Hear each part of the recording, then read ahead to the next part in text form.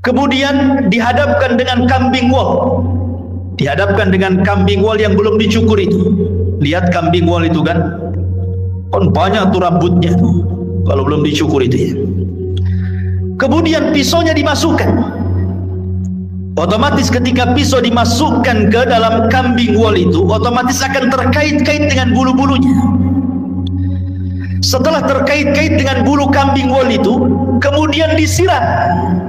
Anda bisa bayangkan, akhirnya kemudian makin lengket dengan pisau itu. Kemudian setelah lengket dengan pisau, kemudian kata Nabi SAW, pisau itu kemudian ditarik dengan cara paksa. Kira-kira apa yang terjadi? Akan merontokkan setiap bulu-bulu kambing wol itu. Maknanya ketika ruhnya orang fasik, orang fajir, orang kafir dicabut itu, maka akan merontokkan seluruh persendiannya, seluruh tulang-tulangnya, dan dia akan menjerit. Tidak ada yang tahu rasa sakitnya kecuali Allah, dan jeritannya tidak ada yang mendengar kecuali binatang. Manusia tidak dengar, tetapi para binatang tahu, dan tidak ada yang bisa merasakan rasa sakit seperti itu kecuali Allah yang tahu rasa sakitnya. Jangan lagi orang fasik, ikhwan, orang yang beriman saja. Kata Nabi SAW, wa inna fil al-mauti la saqarat. Dalam kematian itu kan ada keperitan, ada rasa sakit. Setiap orang pasti merasakannya. Nabi saja merasakannya. Tetapi rasa sakit yang diderita seorang mukmin saat kematian itu adalah, boleh jadi itu akhir penggugur dosa dia. Tapi rasa sakit yang diderita orang fajir, orang fasik, orang kafir, boleh jadi itu awal azab saat kematiannya. Ma'asyiral muslimin yang dimuliakan Allah Azza wa Jalla. Kemudian setelah itu ruh itu keluar, apa yang terjadi? Kata Nabi SAW, maka dia sudah disediakan kain kafan dari neraka. Kain kafan dari neraka itu artinya ini bukan kain kafan biasa, kain kafan yang penuh dengan api, dengan bau busuk penuh neraka yang melambung ke langit. Ketika para malaikat itu mencium baunya, semua membencinya, semua mengutuk dan melaknatnya. Ini ruhnya siapa? Bau sekali. Tidak ada yang memuji ruh ini. Sehingga ketika betul-betul Rasulul Maut ini mengangkat ruh itu dalam kain kafan di neraka sampai membumbung ke langit, apa yang terjadi? Tidak ada satupun pintu langit yang mau dibuka. Lihat bahasa Al-Quran. Allah Subhanahu wa taala mengatakan dalam surah Al-A'raf ayat 40, la tufattahu lahum abwabus sama wa la yadkhuluna al-jannah hatta yalijal jamalu fi sammil khiyam. Pintu-pintu langit tidak ada yang dibuka, satu pun. Bahkan mereka tidak akan masuk ke dalam surga sampai ada cerita unta masuk ke lubang jarum. Bagaimana mungkin unta yang sangat besar masuk ke lubang jarum? Lubang jarum itu kecil, unta itu besar. Artinya bahwa selubang jarum pun pintu langit itu tidak akan dibuka, dan dia tidak akan menembus walaupun hanya langit pertama. Kemudian setelah itu Allah Subhanahu wa taala hanya berfirman kepada ruh yang jelek ini dan mengatakan, letakkan catatannya fi sijin. Sijin ini tempat di bawah dasar bumi. Kenapa tidak diletakkan di lapisan bumi pertama, kedua, ketiga sampai ketujuh? Sebagian ulama mengatakan bumi menolak catatan amalnya. Bumi saja menolak. Di mana lapisan bumi pertama menolak untuk diletakkan catatannya, kemudian turun lagi ke lapisan kedua menolak juga, lapisan ketiga menolak juga, sampai lapisan bumi yang terakhir menolak juga. Ketika kemudian ditolak, akhirnya diletakkan di mana catatan itu? Di sijin, ya, di dasar bumi yang paling dalam. La haula wala quwata illa billah. Kemudian kata Allah Subhanahu wa taala dalam Al-Qur'an, "Wa man yusyrik billahi faka'annama kharra minas sama' fatakhtafuhu at-tayru aw tahwi bihi ar-rih fi makanin sakhih."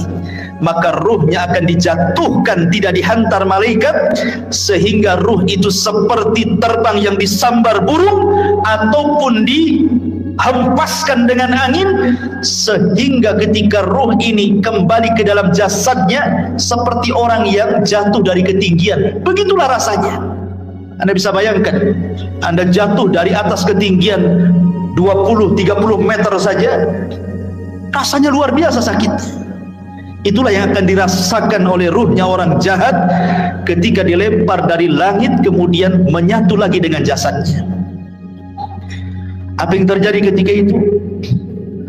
Kalau dia memang amalan solehnya mungkin kurang, dia sholat tapi mungkin jarang-jarang, atau mungkin sholatnya asal-asalan, datang itu amalan-amalan sholat dia, atau mungkin amalan-amalan yang lainnya, tetapi sosoknya menjadi orang lemah, tidak bisa kemudian menolak malaikat mungkar dan nakir yang akan menghajar dengan pertanyaannya, tidak sanggup menolak. Lain kalau dia seorang yang beriman, maka amal solehnya akan menolak dia, ya, sehingga akan sulit kemudian mungkar dan nakir mendekatinya. Tetapi kalau dia amal solehnya mungkin ringan saja, dia sholat kadang tidak, dia akan datang amal-amal yang lainnya, tetapi tidak bisa melindunginya, sehingga dengan mudah mungkar dan nakir itu dalam kondisi sudul wujuh, kata Rasul, sangat buruk sekali wajahnya, hitam kelam, kemudian membentak dengan suara petir, dengan suara kilat, menakutkan, sehingga ketika ditanya man rabbuk, siapa rabbmu, wa man nabiyuk, siapa nabimu, wa ma dinuk, apa agamamu, pertanyaan ini ringan, tapi karena ketakutan yang bersangatan, dia pun tidak bisa menjawab dan mengatakan, wallahi la adri aqulu kama qala an-nas wa fa'altu kama fa'ala an-nas. Aku tidak tahu. Aku mendengar, ya pernah mendengar apa yang diucapkan manusia seperti itu. Dia tidak bisa menjawab. Ketika dia tidak bisa menjawab berkali-kali, apa yang terjadi? Maka Allah Subhanahu wa taala akan mengirim penyeru dari langit dan mengatakan, an kadzaba abdi, hambaku telah berdusta. Subhanallah. Disebutkan dalam riwayat, summa yuqayyadu lahu a'ma, asam, akma, abka.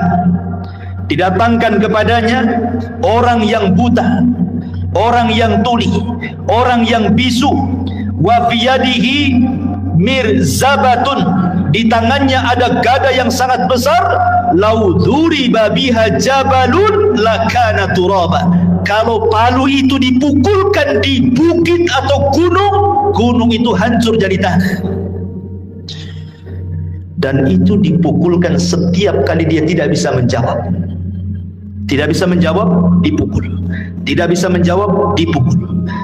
Yang kalau dipukulkan, lau dzuriba biha jabalun, kata Rasul, kalau pukulan itu diletakkan di gunung batu, lakana turaba, gunung itu akan menjadi turab, tanah, hancur berantakan.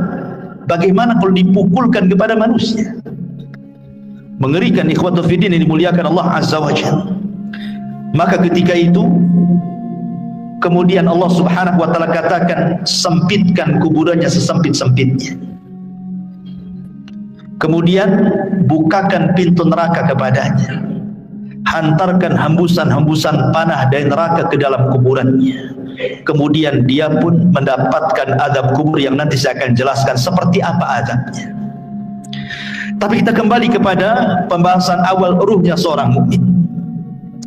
Masyarul muslimin yang dimuliakan Allah Azza wa Jalla, ketika ruhnya seorang mukmin sudah selesai dari fitnah kubur, maka Nabi SAW menjelaskan, fayuqalu lahu unzur ila maq'adika minan nar. Tiba-tiba ketika dia sedang duduk selesai dari fitnah kubur, tiba-tiba dibentangkan di sebelah kirinya gambaran neraka yang sedang menyala-nyala, diperlihatkan neraka. Kemudian dikatakan, unzuru, lihatlah, ila maq'adika minan nar, tempatmu di neraka itu. Kemudian qad abdalakallahu bihi maq'adan minal jannah, tapi tenang, tempatmu bukan di sana.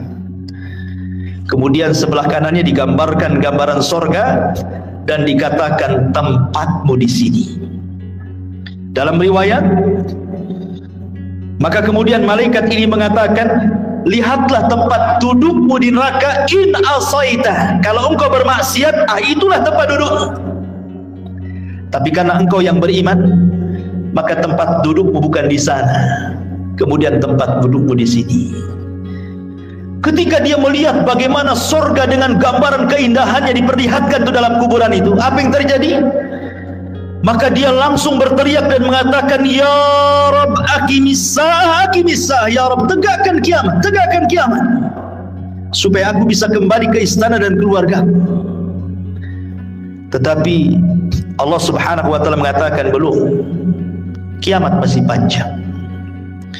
Dalam riwayat yang lain, nim naumatal arush, sebaiknya kau tidur seperti tidurnya pengantin baru, sehingga ketika dia terbangun seolah-olah dia tidur zuhur dan bangun asar, kiamat sudah dibangkitkan. Artinya kehidupan kuburan tidak akan terasa walaupun zaman berlalu. Anggaplah mungkin zaman dulu, zaman Nuh, orang-orang yang beriman itu meninggal dunia, sampai hari ini kan kiamat belum dikiamat-kiamatkan. Bagaimana kehidupan mereka? Rupanya mereka ditidurkan oleh Allah di atas kenikmatan yang disebut dengan nikmat kubur, karena ruh mereka diberikan nikmat oleh Allah. Nanti ada pembahasan kemana ruhnya orang yang beriman dalam kuburan ini. Tapi jasadnya dikuburkan, ya. Mereka tidak akan merasakan, sehingga ketika kiamat dibangkitkan baru dia tertidur. Terbangun dari tidurnya seolah-olah hanya setengah hari saja, mulai zuhur sampai asar dia tidur, kemudian dia terbangun. Rupanya Israfil sudah menyiapkan sangkakalanya untuk meniup sangkakala pertama kiamat, kehancuran alam semesta pertama dibangkitkan. Ma'asyiral muslimin yang dimuliakan Allah Subhanahu wa Ta'ala. Kemudian setelah kemudian orang yang beriman mendapatkan nikmat kubur, dan orang-orang fajir dan fasik mendapatkan azab kubur, di sana ada peristiwa yang tidak mungkin orang lepas. Apakah dia mukmin, apakah dia kafir, apakah dia fasik, apakah dia fajir, apakah dia sahabat Nabi ataukah bukan sahabat Nabi, ada peristiwa yang tidak bisa lepas dari manusia. Apa itu? Himpitan kuburan. Semua manusia akan dihimpit dalam kuburnya, tidak akan selamat. Mau bayi sekalipun yang belum punya dosa tetap akan dapat himpitan kuburan. Bahkan sahabat Nabi sekelas Sa'ad ibn Mu'adz, yang satu kabilah Aus masuk Islam karena dia. Kemudian saat kematiannya 70.000 malaikat tidak pernah turun dari langit, turun pula ke bumi untuk ikut memandikan jenazahnya. Tapi Rasul mengatakan, kalau ada orang yang selamat dari himpitan kubur, Sa'adlah orangnya. Tapi Sa'ad pun tidak selamat. Bayangkan, himpitan kubur tidak akan menyelamatkan siapapun, mau sahabat Nabi atau bukan sahabat Nabi, mau orang yang beriman atau orang kafir, semua akan merasakan himpitan kuburan ini. Tapi sebagian para ulama membahas, tentu akan ada perbedaan himpitan bagi orang yang beriman dengan himpitan bagi orang kafir atau fasik. Sebagian ulama mengatakan, adapun himpitan bagi orang yang beriman itu seperti ibu memeluk anaknya. Rasa kasih sayang seorang ibu kepada anaknya, seperti itulah bumi ketika menghimpit, laksana seorang ibu memeluk anaknya. Karena kita ini dari tanah dan akan kembali kepada tanah, jadi tanah itu seperti ibu bagi kita. Sehingga ketika himpitan tanah itu menghimpit setiap jasad orang yang beriman, maka tidak akan merasakan rasa sakit sedikit pun, karena itu bentuk sayang seorang ibu kepada anak. Tetapi kalau yang dihimpit itu orang kafir, orang fasik, orang fajir, orang jahat, maka dia akan merasakan sakit yang luar biasa. Dia akan menjerit-jerit, semua tidak ada yang mendengar kecuali binatang jeritannya, karena akan mematahkan semua tulang, persendian dan begitu seterusnya. Ma'asyiral muslimin yang dimuliakan Allah Azza wa Jalla, inilah sekilas gambaran ruhnya orang mukmin, fasik, fajir, fasik, munafik dan begitu seterusnya saat kematian. Kita masuk pada pembahasan yang kedua tentang macam-macam azab kubur. Ma'asyiral muslimin yang dimuliakan Allah Azza wa Jalla, azab kubur itu adalah sebuah hal yang wajib kita imani. Syekhul Islam Ibn Taimiyah rahimahullahu taala mengatakan, wa qad tawataratil akhbar an Rasulillah sallallahu alaihi wasallam fi thubuti adabil qabri. Kabar-kabar tentang azab kubur, kata Syekhul Islam Ibn Taimiyah, derajatnya sampai tingkat mutawatir. Jangan sampai diingkari karena riwayatnya mutawatir.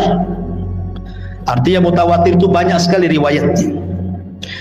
Dan dikatakan oleh Al-Imam Al-Munawi, azabul qabri haqqun, azab kubur itu sebuah hak adanya. Dan Imam Ghazali mengatakan, man angkarahu fahuwa mubtadi'un, siapa yang mengingkari azab kubur maka dia adalah ahli bid'ah. Dan Imam Suyuti mengatakan, azabul qabri wa azabul barzakhi, azab kubur adalah azab barzakh. Udhifa ilal qabri li'annahu al-ghalib. Kenapa disebut kubur? Karena memang umumnya orang dikubur. Tapi sebenarnya ini disebut dengan barzah. Barzah itu artinya penghalang tembok antara kehidupan dunia dengan kuburan. Makanya tidak akan bisa orang itu mengintip kehidupan kuburan. Kenapa? Karena ada barzah, tembok yang menghalangi antara kita dengan mereka. Walaupun Anda pasang CCTV sekalipun, kita letakkan CCTV dalam kuburannya, maka kita tidak akan mampu melihat mungkar, nakir, peristiwa apapun yang ada di kuburannya. Ingat, karena ada barzah tadi. Barzah itu penghalang antara kehidupan kita di atas bumi dengan kehidupan di bawah bumi. Ma'asyiral muslimin yang dimuliakan Allah Subhanahu wa taala, bicara tentang azab kubur ada 9 poin yang ingin saya jelaskan. Yang pertama, tadi sudah dijelaskan dalam riwayat yang kita sudah lalui penjelasannya, az-zarbu bimitraqatin min hadidin. Pertama, pukulan dengan palu dari besi yang bisa menghancurkan gunung. Dan itu berdasarkan hadis Anas ibn Malik radhiyallahu anhu yang dikeluarkan Imam Bukhari, di mana disebutkan bahwa fayasihu sayhatan yasmauha man yalihi illa tsaqalaini. Ketika dia dipukul dengan palu itu, tidak ada manusia atau jin yang mendengarnya kecuali makhluk dari selain keduanya. Artinya jin dan manusia tidak bisa mendengar jeritannya. Yang bisa mendengar hanyalah binatang-binatang itu. Binatang mendengar jeritan kita, tetapi manusia dan jin tidak bisa mendengarnya. Kemudian yang kedua, yufrashu lahu qabruhu naran wa yulbasu naran wa yuftahu lahu babu ila nar wa yudayyaku alaihi qabruhu wa yudrabu bimitraqatin adimatin law dhuriba biha jabalun la sara turaba wa yubashshiru bil adabi fil akhirah. Kemudian yang kedua, azab kubur itu terkadang dalam bentuk dihamparkan tikar dari neraka, dipakaikan pakaian dari neraka, dibukakan pintu dari neraka, disempitkan kuburannya, diletakkan palu yang bisa menghancurkan gunung, dan ditakut-takuti dengan azab akhirat. Bayangkan orang yang di kuburan, sebagian mereka dibentangkan tikar dari neraka, dipakaikan pakaian dari neraka lagi, dibukakan pintu dari neraka lagi, disempitkan lagi kuburannya. Subhanallah. Ini azab kubur yang kedua. Gambaran azab kubur yang kedua bisa dibaca dalam hadis yang dikeluarkan Imam Ahmad, Abi Dawud dari hadis Bara bin Azib. Kemudian yang ketiga, al-khasfu fil ardi. Terkadang dibuat gempa dalam kuburan. Yang merasakan orang yang dikubur saja itu. Kita di atas bumi tidak ada gempa, tapi yang ada di kubur itu merasa digempakan, seolah-olah dia kemudian bumi itu digempa-gempakan, dan dia merasakan seperti itu. Dan ini berdasarkan hadis Ibnu Umar radhiyallahu anhuma yang dikeluarkan Imam Bukhari dan Muslim. Kemudian yang keempat, syakku janibai al-fammi ila qafah. Terkadang datang malaikat yang menakutkan, kemudian membawa celurit yang sangat tajam, kemudian dimasukkan ke mulutnya, kemudian diiris sampai ke tengkuknya. Jadi tarik, dimasukkan pisau itu ke mulutnya, kemudian ditarik sampai ke tengkuknya. Naudzubillah. Atau terkadang radkhur ra'si bil hijarah. Ada malaikat yang membawa batu besar, kemudian orang itu dibaringkan, kemudian dibentur-benturkan kepalanya. Kalau hancur nih, dikembalikan lagi kepalanya menjadi bentuk baru, dihancurkan kembali, dan begitu seterusnya. Terkadang al-harqu fi tannuri minan nar, disediakan satu mangkok, satu bejana yang sangat besar, isinya air yang mendidih dari api neraka, kemudian digorengkan di dalam. Atau terkadang as-sibahatu fi nahri min damin ma'a dharbi bil hijarah. Tiba-tiba kemudian dia dihadapkan dengan sungai, semuanya bentuk darah. Kemudian dia diletakkan di tengah-tengah sungai darah itu. Kemudian dia akan berenang, tidak bisa ke pinggir, karena setiap ke pinggir maka akan dipukulkan batu yang sangat besar ke mulutnya, sehingga dia akan berputar-putar sampai mati hidup lagi, dan begitu seterusnya. Dan 4 poin ini berdasarkan hadis Bukhari yang dikeluarkan atau yang diriwayatkan oleh Samurah ibn Jundab radhiyallahu anhu. Kemudian yang nomor 8, ishti'alul malil masruq minal ghanaim ala sahibihi. Kalau dia dahulunya di dunia suka mencuri ghanimah, harta rampasan perang yang belum dibagi, maka harta itu akan didatangkan dan akan menyala-nyala seperti api yang sangat besar dan menyambar-nyambar dirinya. Atau yang terkadang, yang terakhir yang nomor 9, wa ma hadzal adab al-hissi hunaka aidan adabul ma'nawi. Ini kan adab hissi, adab badannya, tapi di sana juga adab, ada yang disebut azabun ma'nawi, azab secara makna, dengan ditakut-takutinya dia dengan neraka. Jadi dibentangkan gambaran di neraka, nanti kamu akan masuk ke situ, nanti akan masuk ke situ, dan dia akan merasa takut yang luar biasa. Ini padahal baru azabul adna, ya, adab yang rendah. Adab yang besar itu nanti di neraka. Ini 9 gambaran tentang azab kubur. Adapun azab kubur sendiri, ikhwan, itu terbagi menjadi 2. Ada azab kubur itu yang azabun daim la yanqati'u ila qiyamis sa'ah. Azabnya terus sampai kiamat dibangkitkan, enggak terputus. Dan yang kedua, ada azab kubur itu tidak terus tetapi terputus. Seperti apa gambarannya? Yang pertama, azab kubur yang tidak terputus sampai kiamat adalah azab kubur bagi orang kafir dan bagi orang munafik, dan itu disebutkan dalam surah Ghafir ayat 46. Adapun azab yang terputus adalah azabnya usatul muwahhidin. Mungkin di dunia dia ahli tauhid, orang yang beriman, tetapi terjerumus kepada kemaksiatan. Dia sholat tapi masih berzina, dia sholat masih berdusta, dia sholat mungkin riba, dan begitu seterusnya. Jadi dia masih berbuat baik, beribadah, tapi satu sisi dia bermaksiat, ya. Maka orang-orang yang seperti ini tidak terus-menerus sampai kiamat. Akan tetapi orang yang seperti ini akan terputus azabnya dengan rahmat Allah Subhanahu wa ta'ala. Jadi akan terputus dengan rahmat Allah Subhanahu wa ta'ala. Itu berdasarkan hadis Abdullah ibn Umar radhiyallahu anhuma. Nabi mengatakan, inna ahadakum idza mata urida alaihi maq'aduhu bil ghadati wal ashi, in kana min ahlil jannah famin ahlil jannah, wa in kana min ahlin nar famin ahlin nar, yuqalu hadza maq'aduka hatta yab'atsaka Allahu ilaihi yaumal qiyamah. Kata Nabi SAW, sesungguhnya salah seorang di antara kalian apabila mati, maka akan ditampakkan tempat duduknya siang dan malam. Kalau dia termasuk penduduk sorga, maka dia akan menjadi penduduk sorga. Kalau dia termasuk penduduk neraka, maka selamanya dia akan diazab sampai kiamat dibangkitkan. Artinya kalau orang beriman, ya akan diazab, tetapi ada akhirnya, terputus. Mungkin dengan rahmat dan kasih sayang Allah Subhanahu wa ta'ala. Tapi kalau dia orang kafir, orang munafik, maka tidak akan terputus.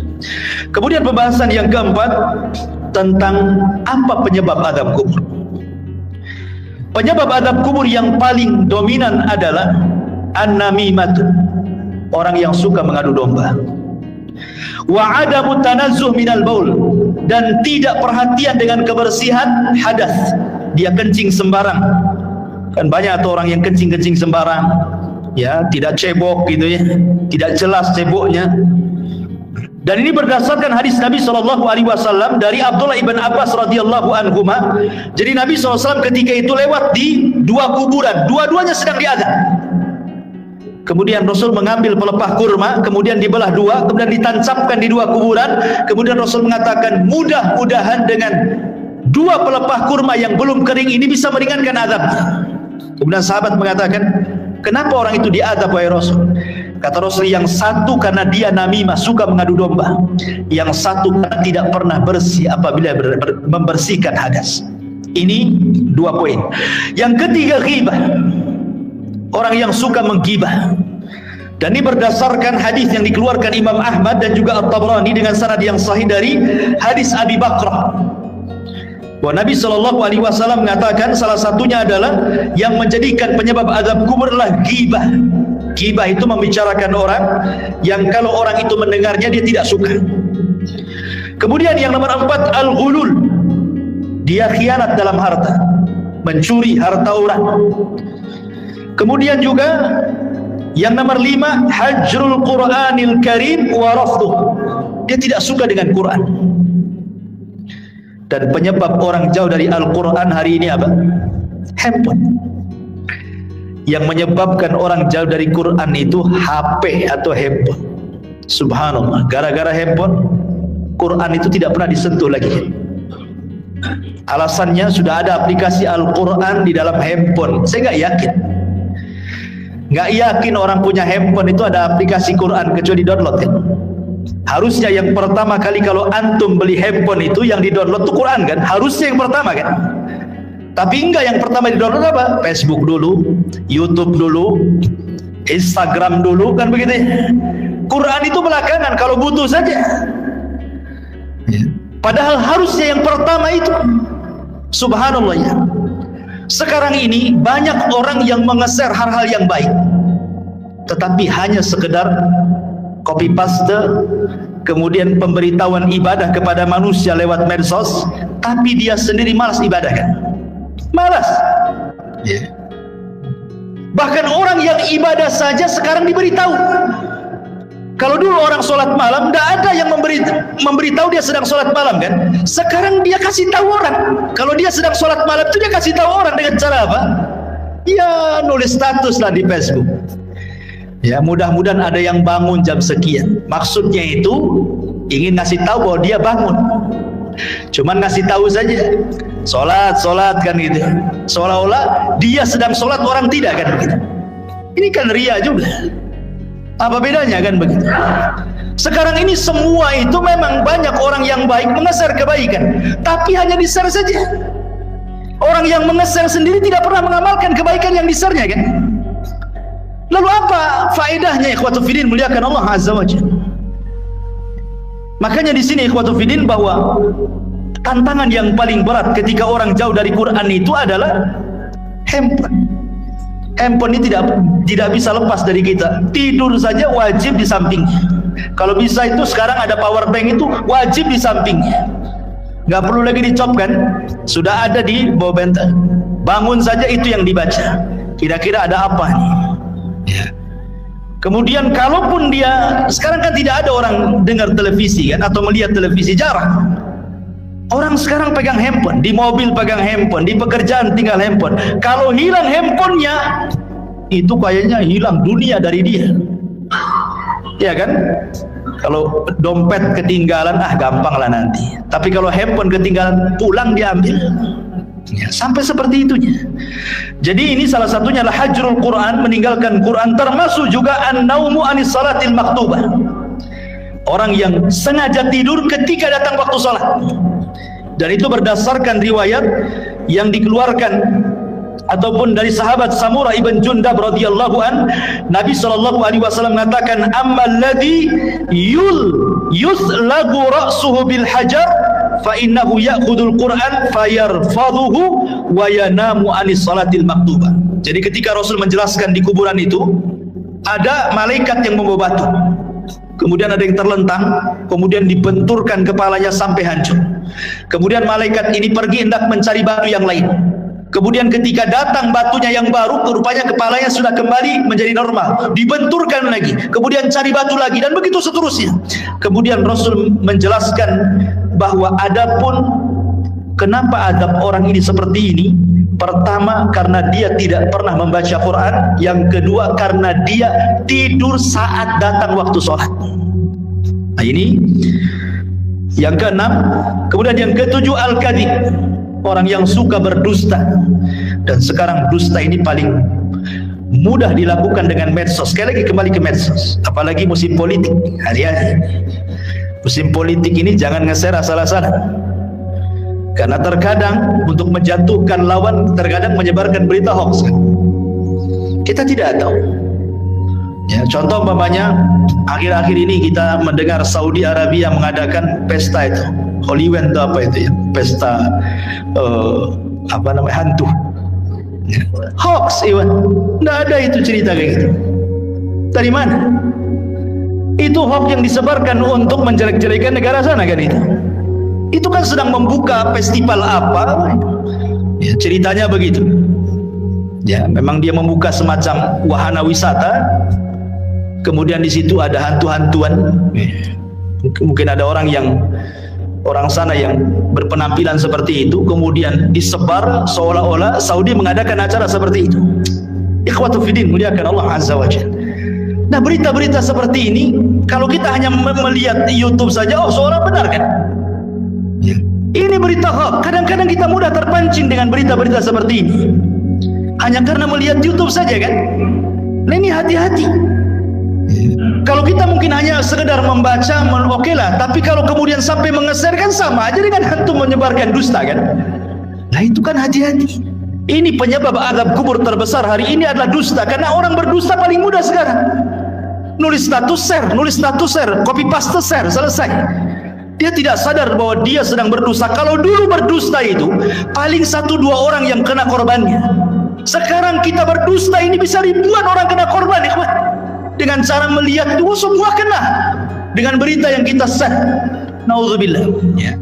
Dan ini kata Al-Hafidz Ibnu Hajar rahimahullahu taala, wa innama istahaqqa ta'dzib lima yansha'u an tilka al-kadhbah. Bahwa kata Imam Al-Hafidz Ibnu Hajar rahimahullah mengatakan, sesuatu hal yang berhak mendapatkan azab kubur ketika seseorang mudah kemudian menyebarkan berita dusta. Kemudian yang nomor 8, zina berdasarkan hadis Samurah bin Jundab. Kemudian yang nomor 9, aklur riba, memakan dosa riba. Kemudian yang nomor 10, asyirku wal kufru, kesyirikan dan kekufuran. Termasuk juga niyahatul mayyit. Niyahatul mayyit itu maksudnya orang yang hidup ketika ada yang meninggal, orang yang dicintainya, dia pun meraung-raung, menjerit-jerit seolah-olah menolak takdir Allah. Ya, seolah-olah menolak takdir Allah. Ini bahaya karena membuat orang yang meninggal itu diazab. Kata Nabi sallallahu alaihi wasallam, yu'adzabul mayyitu bibukai ahlihi alihi. Bahwa mayit akan diazab dengan tangisan orang yang hidup kepadanya. Makanya antum wajib, laki-laki yang menggunakan akalnya, kalau ada keluarga yang meninggal, nasihati. Biasanya wanita-wanita yang suka niyahan, ya, nasihati mereka. Jangan menangis, tabah, sebab dengan tangisan orang hidup itu menjadikan si mayat diazab masalahnya. Nah, ini juga termasuk daripada azab kubur. Dan banyak sekali. Kemudian secara singkat amal-amal yang bisa menyelamatkan dari azab kubur. Pertama, perbanyak baca surah Al-Mulk. Tabarakalladzi biyadihil mulku wa huwa ala kulli syai'in qadir. Perbanyak baca surat Al-Mulk. Kemudian yang kedua, perbanyak amal saleh. Kemudian yang ketiga, berdoalah agar kita diwafatkan di hari Jumat. Berdoa kepada Allah agar kita diwafatkan di hari Jumat, dan kita bersabar saat ditimpa sakit. Kalau seandainya kita sabar saat sakit kemudian meninggal, boleh jadi itu husnul khotimah. Karena saat-saat orang sakit itu biasanya setan lebih dekat dibandingkan saat dia sembuh. Ingat, orang sakit itu lebih dekat dengan setan dibandingkan dengan Allah. Karena biasanya kalau orang sakit, ikhwan, apalagi kalau sudah bertahun, itu biasanya mudah putus asa. Terkadang di antara mereka lah sudah lebih mati saja daripada menyusahkan orang hidup, ya. Atau terkadang menolak takdir, kenapa saya terus yang sakit, kenapa kok gak disembuh-sembuhkan, kemudian bayangannya macam-macam, akhirnya malas ibadah, ya. Kemudian juga istiqomah, dan istiqomah ini berat, ya, tetapi inilah yang bisa menyelamatkan dari azab kubur. Kemudian juga al-mautu bimurabitan fi sabilillah, kematian saat menjaga perbatasan saat jihad. Kemudian juga yang paling penting berdoa kepada Allah Subhanahu wa taala dan senantiasa mengamalkan ketakwaan kepada Allah, dan yang paling penting lagi menjauhi sebab-sebab azab kubur yang tadi saya sebutkan tadi, ya, dusta, namimah dan begitu seterusnya. Tapi pembahasan yang terakhir bicara tentang ruh. Kemana ruh saat manusia sudah selesai pertanyaan mungkar dan nakir, artinya selesai fitnah kubur, berarti masuk ke nikmat dan adab kubur, kan itu. Kemana ruh ini saat nikmat ataupun adab kubur? Baik, masyaallah muslimin yang dimuliakan Allah Subhanahu wa taala, Al-Imam Ibnul Qayyim rahimahullahu taala, beliau mengatakan dalam kitabnya Ar-Ruh, pembahasan di mana ruh ini. Pertama kita akan bagi tentang ruh ini. Ruh para nabi. Pertama, ruh para nabi. Ruh para nabi tentu berada fi a'lal illiyin, berada di tempat yang paling tinggi, yang disebut dengan rafiqil a'la. Karena Nabi SAW ketika meninggal dunia, kemudian malaikat maut mengatakan kepada Nabi dua pilihan, apakah engkau mau hidup terus di dunia dengan kegemilangan, kemenangan yang sudah diraih, ataukah mau menyusul teman-temannya di tempat yang paling tinggi di sorga? Maka Rasul mengatakan, Allahumma ila rafiqil a'la, saya memilih ke tempat yang paling tinggi di sorga. Jadi ruhnya para nabi berada di rafiqil a'la.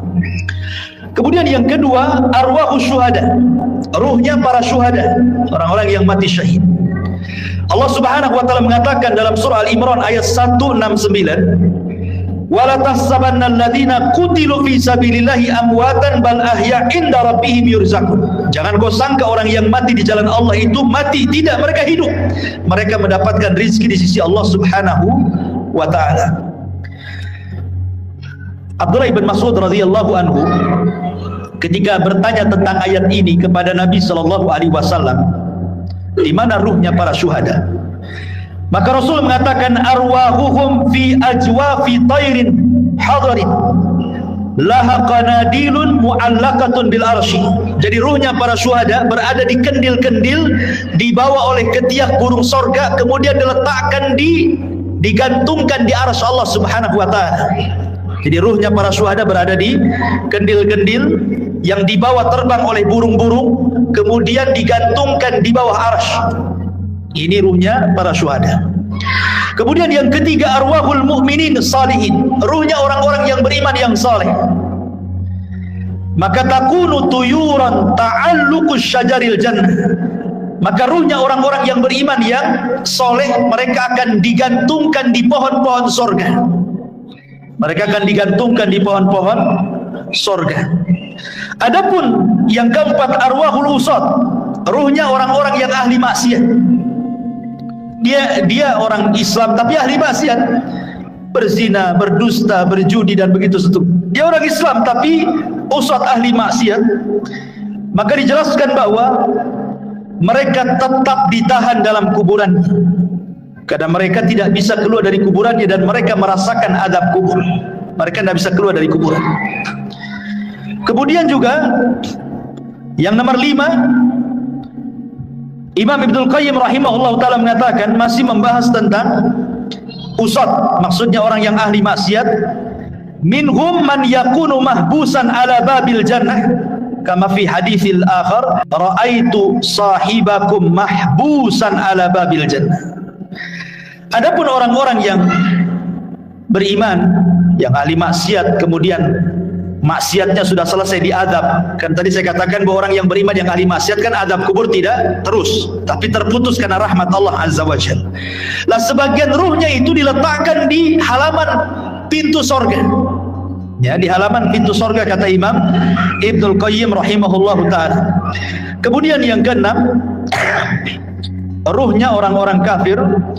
Tentu ruhnya orang-orang kafir mereka diadab dan tidak bisa keluar dari kuburan, dan mereka akan bolak-balik masuk neraka. Tetapi sekali lagi ikhwatu fillah muliakan Allah Azza wa Jalla, keterangan para ulama seperti ini tidak bisa kita katakan dengan jazam, dengan tegas, karena soal ruh itu kan tidak ada yang tahu kecuali. Makanya Al-Imam Ibnul Qayyim rahimahullahu ta'ala ketika Al-Imam Ibnu Utsaimin rahimahullahu ta'ala ketika ditanya tentang ruh ini, maka beliau mengatakan ruh itu urusan Allah Subhanahu wa ta'ala, dan ini adalah perkara gaib, kita tidak bisa menetapkan kecuali dengan dalil. Ini kan hanya ijtihad para ulama saja seperti ini. Tetapi hakikatnya ruh di kuburan itu di mana? Wallahu a'lam. Hanya Allah Subhanahu wa ta'ala yang tahu dengan kondisi ruhnya, apakah mereka orang-orang yang beriman ataukah mereka orang-orang kafir. Adapun ada riwayat yang maudhu yang disebutkan oleh sebagian ulama seperti ruhnya orang kafir berada di sumur Barhut, diletakkan di sumur Barhut. Sumur Barhut itu yang ada di Hadrul Maut Yaman. Di situ ada sumur, antum bisa klik saja atau di YouTube sumur Barhut. Itu sumur menakutkan yang ada di Yaman. Ya, sampai hari ini para ilmuwan berusaha meneliti itu. Ya, sumurnya besar. Jadi ada yang mengatakan bahwa orang-orang kafir diletakkan di sumur itu. Ya, adapun ruhnya orang-orang yang beriman tentu fil aliyyin, tetapi sekali lagi ini riwayatnya lemah gitu ya, bahkan tidak berdasar. Tapi oleh sebagian ulama ada yang menyebutkan seperti perkataan Imam Barbahari rahimahullah dalam kitabnya Syarhu Sunnah.